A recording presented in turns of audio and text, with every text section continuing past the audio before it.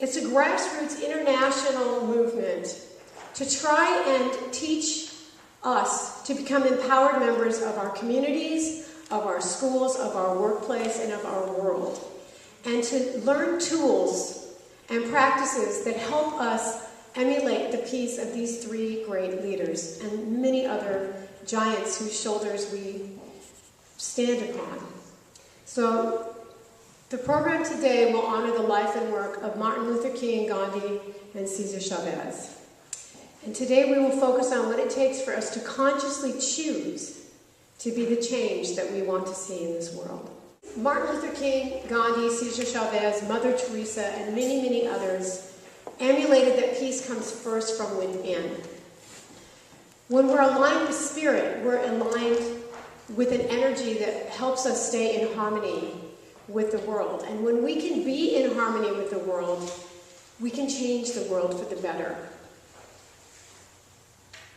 Sometimes it's really easy to be opposed to things, but I've learned that instead of being anti-war, that being pro-peace is more powerful because I have the positive energy of being for something that I believe. He called himself a common man, not a hero, not a saint.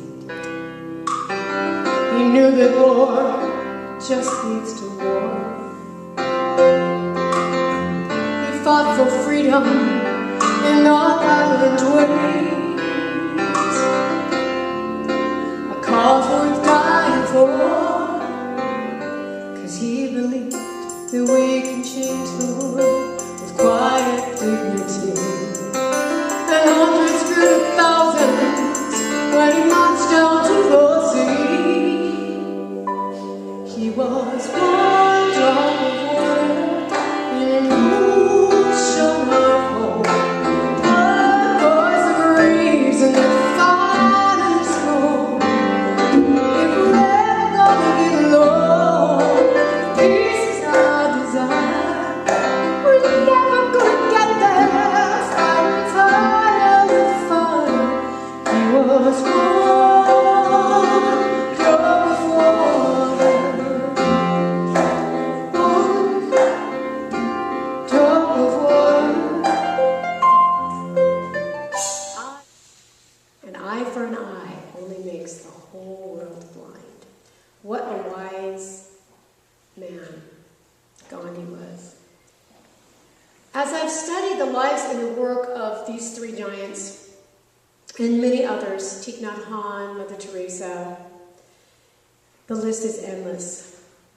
The common thread that seems to hold all of these amazing leaders is their ability to maintain this anchor, this core of peace, no matter what insanity or chaos or hatred is swirling around them.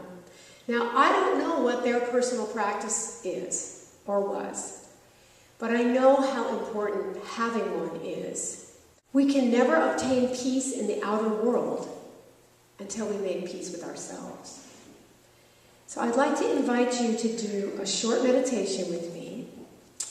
This chant is a peace affirmation. It's called I Am at Peace. So what I'd like you to do is close your eyes and get comfortable. And just think of something, or just feel whatever the energy in this room is, whatever works for you. But if you can think of something that makes you feel loved or whole, it can be sitting by a river, or it can be being held in the embrace of someone that you love, whatever works for you. And I want you to, while we do this chant, and you can sing or not sing, you can just be in the space, I want you to just really focus on what that feels like. Maybe when things are crazy, you can go back to that feeling. The weak can never forgive. Forgiveness is an attribute of the strong. Gandhi. Mother Teresa said, "Let us more and more insist on raising funds of love, of kindness, of understanding, of peace.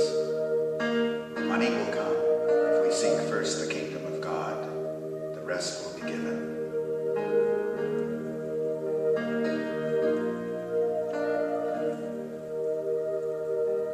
I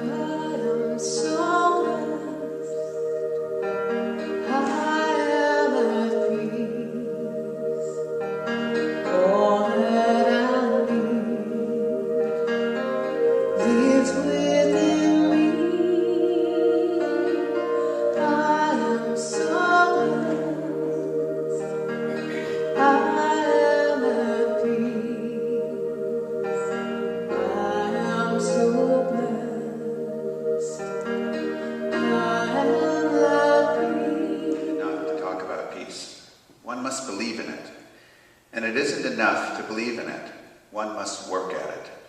Eleanor Roosevelt.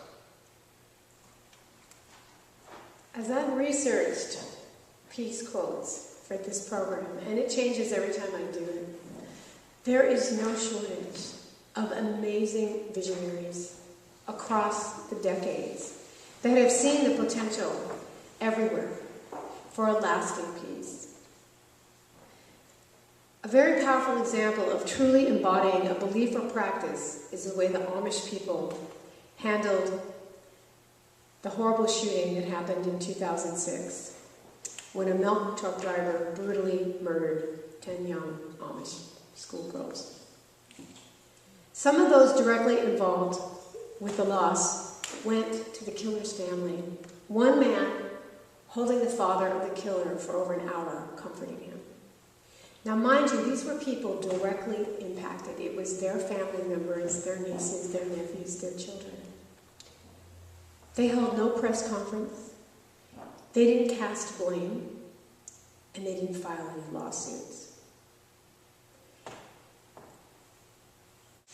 They totally worked to embody what Jesus Christ taught, which is forgiveness.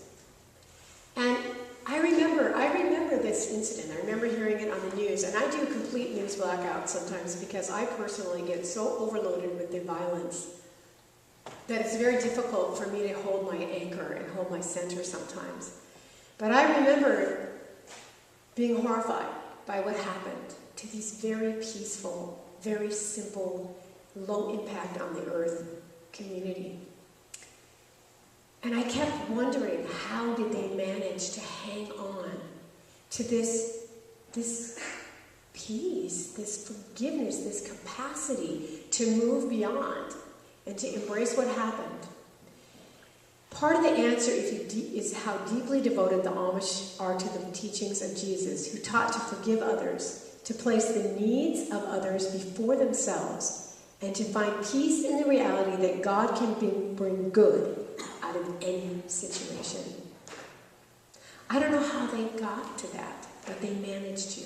They are taught to meet evil with good, doing their best to embody Martin Luther King's recognition that forgiveness is not an occasional act, it is a permanent attitude. MLK lived his life from this place. Can you imagine if everyone could? What kind of a world we would live in, to be able to do as Jesus did, to turn the other cheek, and to be able to, no matter what hatred or anger is projected at us, to only give back neutrality or love. It would change everything. Mother Teresa, Dr. Martin Luther King, Lincoln and Ghandi, may the voices ring. All the